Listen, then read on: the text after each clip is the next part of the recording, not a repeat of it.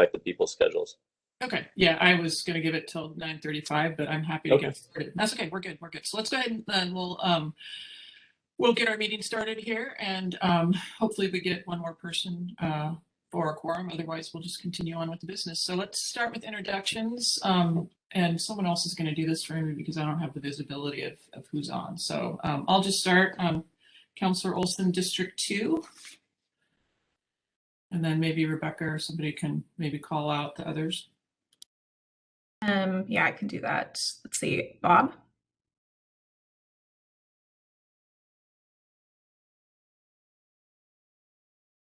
Bob Long. Yes. Good afternoon or good morning. Thank you for we're simply participating in listening mode today for New Heights Clinic. Oh, thank you. David Scott. Morning. City of West Hugo. And just as a reminder, we're just giving brief introductions. So name and the jurisdiction that you represent would be great. Cherish DeRoche. Sorry, I couldn't find the unmute button. Yeah, this is Cherish DeRocher with the City of Battleground. Emily Lutz. Emily Lutz, City of Battleground. Ron Onslow.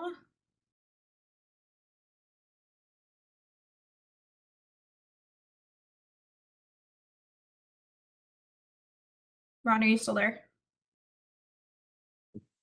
Looks like he froze.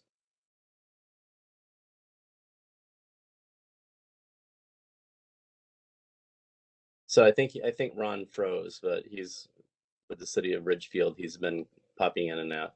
And Emily, let's do a round with staff as well. Sure. Maybe I'll start. I'm Emily Langston. I'm with Clark County Community Services. I'm the new program coordinator.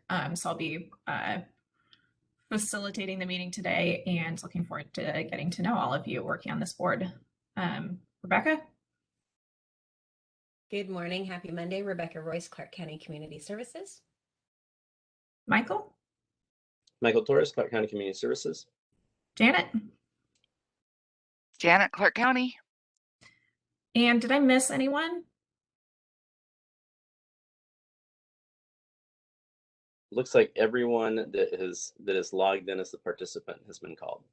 Okay, perfect. I guess we are ready to get the meeting started then and move on. All right, thanks, Emily.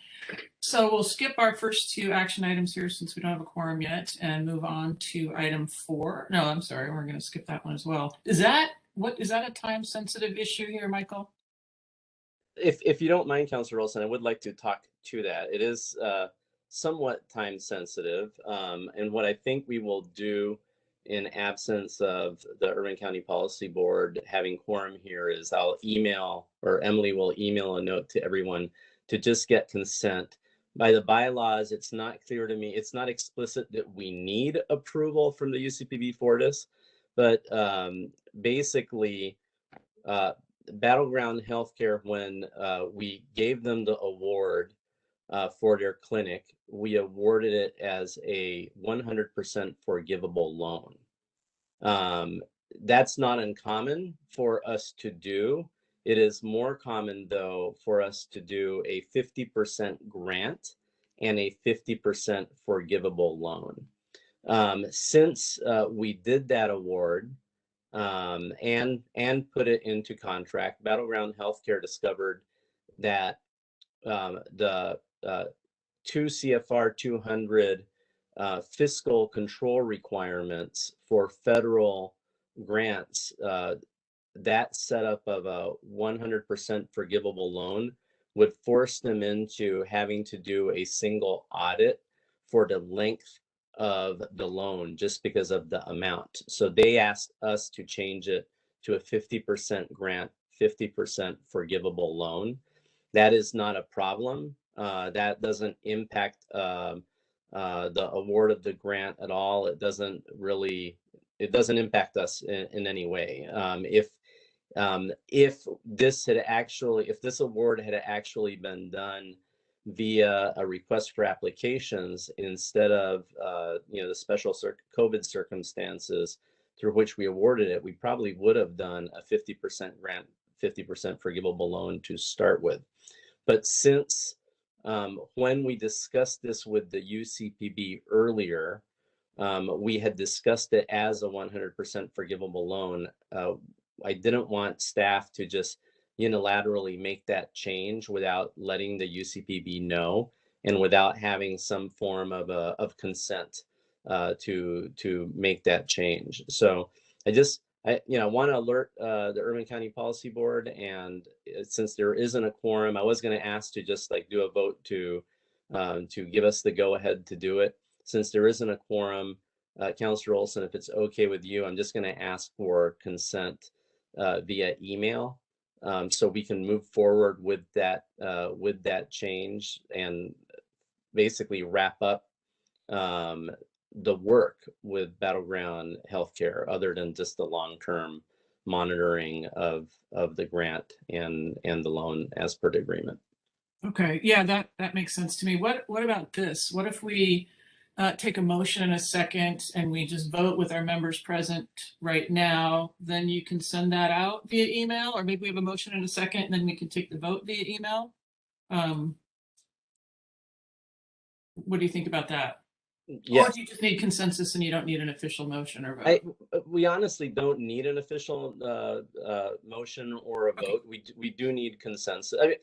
I would feel more comfortable with consensus. I do not like staff kind of like, acting independently on things that the Urban County Policy Board has already been advised if it changes the setup or anything like that. So okay, well, how about then we get what we have today, and then via email you can maybe just send it out without objection and some period of time where they respond.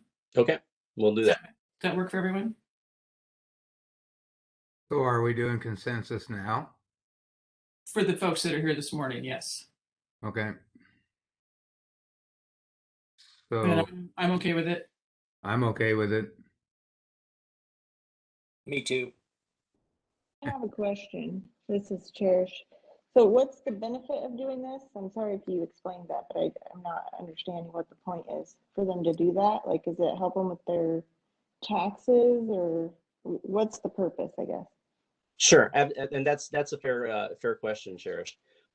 If it's a 100% forgivable loan, for the amount of time that they carry that loan, they being Battleground Healthcare Clinic, they are required to do a single audit every year, because just the balance on the loan will be just over, like barely over the threshold for single audits of federal funds. And that is a pretty expensive proposition for Battleground Healthcare Clinic. They've spoken with their auditor, with their contract auditors that they use, and their finance staff, and they expect it would cost them between $20,000 and $40,000 a year just to be in compliance in that. So by changing it to a 50% forgivable loan, 50% all-out grant, it puts them under the threshold with the loan, so that they no longer have the requirement of that single audit saving them the funds. They will be doing a single audit this year for all the funds that they have expended, but it won't be in perpetuity for the length of the contract, if that makes sense. So it's a request that Battleground Healthcare Clinic made of us. It really does not change any of our due diligence. It doesn't, the change is really on the structure of the financing. Okay, thank you. I support the change to the 50-50. So thank you. Okay, so then Michael, you'll just send that out via email to the rest of the members, and if there's not objection, we'll move forward on that. Correct. Okay, great. Okay, what is next? I have the agenda in front of me. I'll turn it back over to you, Michael. Yep, and Emily, go ahead. We're going to be discussing briefing information on the CDBG home applications that have been received. Thanks, Michael. So I'm not gonna go over every single one of these, but just wanted to give you all a sense of the organizations that have applied for CDBG and home funding for 2022. So you can see the list of applicants and then the name of the projects, and we'll give you a sense of what they're applying for and the amount of the request. You may not end up actually seeing applications for each of these organizations. We still need to complete staff review, and so it is possible that not all of them will move forward. But you will definitely see the majority of these, and I'll be assigning those to you within the next several weeks so that you can do your review and start scoring these. And we will bring in these organizations at the February meeting so you can see presentations from all of the ones that are moving forward as well. So I guess I'll just pause for a second to see if anyone has questions about any of these just right off the bat. Otherwise, I don't think we need to spend a lot of time reviewing each individual one at this point. Emily, can you remind us how we split up the 2 million between these 3 categories, if we do? That's a good question. Michael, can you speak to, is there a specific amount that needs to go to each of these different ones? This is new to me. I don't remember how he set it up in the request for application, like the RFA request, in terms of how much was for public facilities and neighborhood improvements, how much was for asset and economic development, and how much was for affordable housing and homelessness. I believe that's what you're asking for, correct, David? Yes. And Rebecca, do you have that information in front of you? I don't have the specific dollar amounts that we split it at, but we will provide the breakdown for you at the March meeting when we actually do the scoring, so we know how much funding is available in each of the categories. It comes down to what funding we received through our entitlement for CDBG and what we received through home. And then we also have reprogrammed funds that we get back from loans, and that depends on where it was originated from. So we put anything that was from a loan, receiving payments from a loan for a social service type improvement back into those categories. So we split that up. And so we'll be working with our finance unit to find out what that funds look like. And we're estimating that 2 million based on what we've received and had in program income from previous years. Yeah, and that is an estimate at this point. We don't have the final numbers from HUD for what our 2022 allocation is going to be, and this is off the top of my head, David. Just going off of memory. So when you see it in March, besides the fact that we should have more solid numbers or maybe a change, I want to say that the affordable housing and homelessness was about between $600,000 and $800,000, and the public facilities and neighborhood improvements were right around the $1 million, with the remainder in asset and economic development. Okay, thanks, team. One other thing I can mention also is that Proud Ground for their homeowner assistance, they can actually receive either CDBG or home. So we'll base that on what it looks like when we do the scoring. Are there going to be, I'm trying to remember, I think the last time there were there was a specific flavor of CARES money available. Is there a similar dynamic with the ARPA funds at play for this program, or is that in other county programs? No, there is a home ARP award that we are getting, which is over $1 million, and that could be part of this. We are submitting a home ARP plan to HUD, but it could either be part of this or it could be its own separate award. Great, thank you. Any other questions on this? I have a quick one. Without getting my calculator out, do we have a total at this point? I know you said not all of these will be going forward, but what's the total potential request? Do we have that? I do have that. I don't have it right in front of me, but I can pull it up real quick. So I don't have to do the math.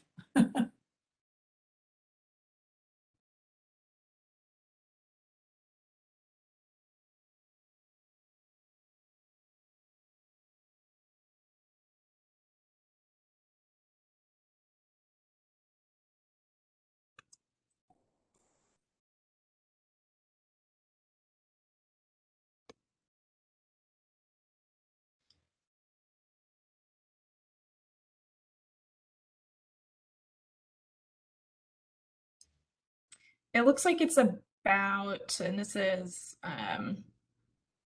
is just a rough estimate looking at the totals for each.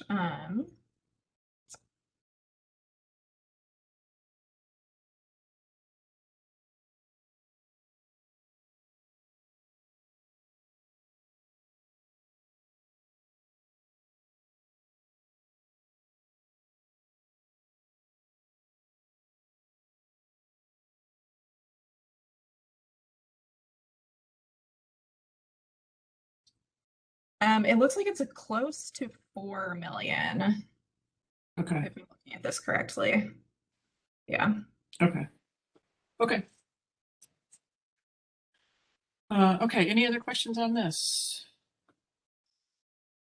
All right, then on the agenda here, Michael, is application review and scoring refresher. Correct. Then Emily, go ahead. Yeah, I'll just run through this quickly. So after we finish our staff review of all these applications, we will individually assign them to each of you. So you should get notification emails when you've been assigned an application for review. And then you'll log into Neighborly as you've done before. If you have problems with that, you can reach out to us and we can help you get back into the system again. So I'm going to run through just the scoring refresher really quick. There's also a step-by-step instructional guide on the UCPB website that has some good visuals and a breakdown kind of going through this. But so basically when you open up your applications or open up Neighborly, you'll see that you have applications awaiting scores here. So you'll probably have several. And there's this little kind of arrow going into a door sort of over on the right side of your screen. So you click that to start opening up that one application. Can you switch to the next screen, Rebecca? Thank you. So then once you get into the application, you will see on the left side a complete scoring tab. And you'll click that, and that is how you enter to begin scoring something. Next slide.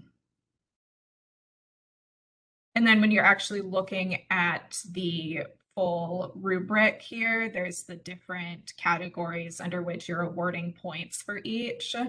And you'll see on the far right-hand side, available points in each category, and then points awarded in each category is where you'll enter your scores.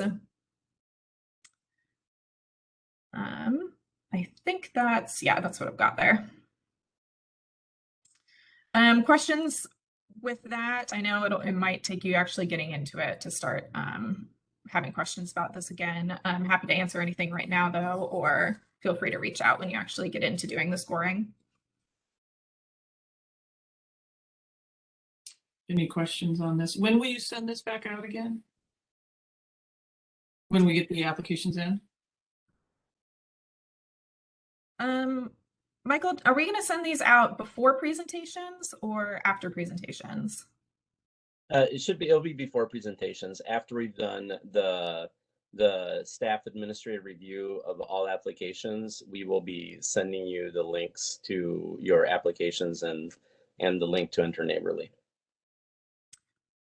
So I would guess that would probably be third or fourth week of January. Okay. Any other questions on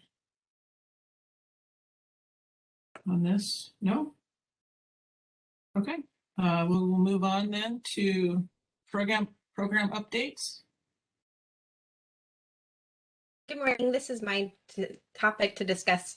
So we wanted to give the board just an update that there are changes to the Section 3 program under HUD. Emily and I participated in a training that went over 3 days for Section 3, and we just wanted to give you a few updates. First, this applies to any construction projects over $200,000 with home or CDBG funds. This hasn't changed. That was what the requirement was before. One change is that the Section 3 regulations are now under 24 CFR Part 75. They used to be under Part 135, for those of you that like to get down into the details of where things are located. The reporting component of the program has significantly changed. Previously, we only reported on new hires and that they met Section 3 requirements of being low income. Now they are requiring reporting of all labor hours on the project, and that is from all contractors and subcontractors, and it may include city staff if the contract is with one of the small cities. We will provide training about this so that you'll know and understand how this works. There's also new benchmarks that we need to meet. The first benchmark is meeting 25% of all labor hours be from Section 3 workers. And then 5% must be targeted Section 3 workers. And we'll define what that means for our programs when we do the training. If we don't meet those requirements for each project, we will report per project. Then we will need to have input from the small cities on what was done to help try to meet those benchmarks. So that's where it's really important that we work closely with the small cities for the new Section 3 requirements. The existing or any existing contracts that we have, the Section 3 language needs to be updated to be in compliance with HUD. So we will be sending out an email to all of the affected contractors and let you know what's happening, that there is a change coming. There's only a couple of them that are actually affected by Section 3 and the new reporting, that because they have over $200,000 in the contract. So we'll work with those jurisdictions, what that means and how we meet compliance for those specific contracts that we have open.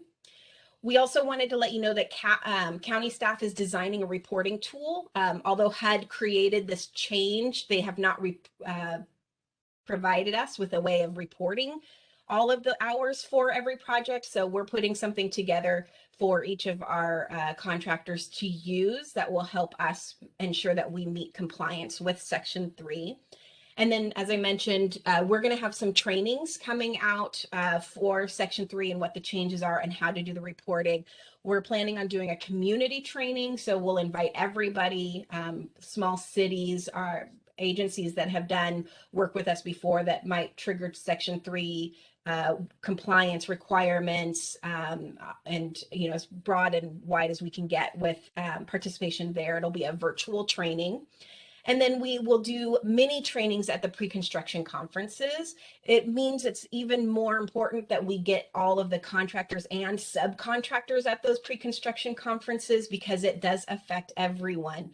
As an example, if you look at Davis-Bacon rules, when you have supplies delivered to a project site, but they don't actually go on site, they don't need any labor, they're not subject to Davis-Bacon, those hours are subject to Section 3 and will need to be reported on. So there's just one hint at the changes that are coming to Section 3, and then we'll have trainings to really go into detail and how to meet compliance for that. Any questions on this kind of update?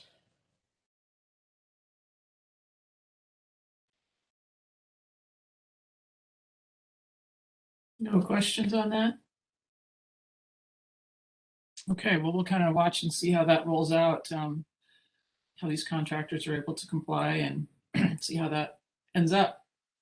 Okay, we'll move on then to draft 22 annual work plan. Thanks, Rebecca. So here's we're trying to put together a work plan for the board for the year. This is pretty bare bones, generally what we're planning to go over in each of the meetings throughout the year. this will be fluid. It might change some over the course of the year. It's possible one of the meetings might get moved to a different month, but this is kind of just a start where we're working from, what we hope to accomplish, and to give you an idea, at least at this point, of which months we're intending to have these meetings over the course of the year. So just overview today, the plan was to do a standard vice chair election. It sounds like without a quorum, we might need to move that until next month's meeting. At the February meeting, you'll do the CDBG and home application presentations.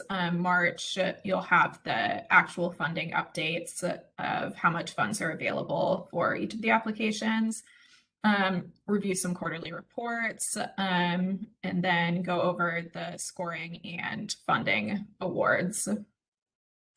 June, we'll do an update on the HUD action plan submission, review some more quarterly reports, review the point in time count and Homeless Connect data if that's available in June. Otherwise, that might wait. It's possible it wouldn't be available until July, but it's also possible this meeting will end up in July. And then because we don't think they've done it for a while, considering having the homeowner rehabilitation program give a presentation as well to update you all on how that's going.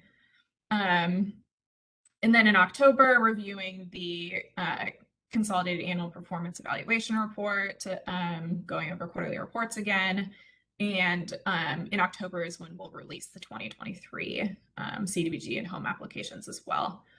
So at this point, this is just a draft, it's fluid, but I would be happy to take any feedback if there's any other presentations that you would like to see this year, things that the board wants to get to that you don't see listed on here. Happy to make any changes or suggestions, look into anything. So let me know if you have any feedback on this. Thoughts or feedback from the board on the work plan?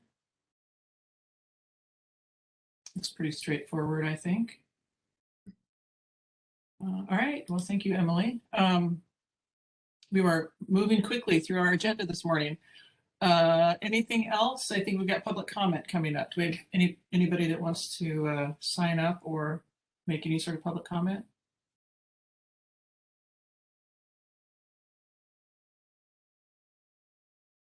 Okay, I don't see any or hear any. Anything for the good of the order from board members or staff? I will only add that I forgot to say Happy New Year to everyone, so Happy New Year. Michael, any additional thoughts? Rebecca, Emily? No, I will be, you will be seeing from Emily the email just advising Irving County Policy Board to let us know about the change in financing to the Battleground Healthcare clinics, if that's an issue, or, let us know if they do not want us to move forward, but Emily will be sending that note. I am very excited for everyone to, get to know Emily and see, get the opportunity to work with her as we move forward. She's been, an amazing hire over the past 3.5, 4 weeks. I think it's been a month now since she's been on, and I think we've been really, really lucky to get someone with planner experience, with local government experience, who has a master's in public administration. And I think that, we will definitely miss Sam, and we will continue to work with Sam, but Emily is going to be value added to the team. So thank you. Michael, thank you for pointing that out. And Emily, on behalf of the UCTB and Clark County, welcome, and we're looking forward to working with you. Thank you, Counselor. I appreciate that. And thank you, Michael, for the introduction. I don't think I have anything to add at this point, except to say, I guess, note that the February meeting is going to be longer than usual. You'll be hearing from all the applicants then, and you'll see all of the applications should be assigned to you before then, and you'll also see a funding or a presentation schedule coming out, so you know what to expect on that date. So I think that would be it for me.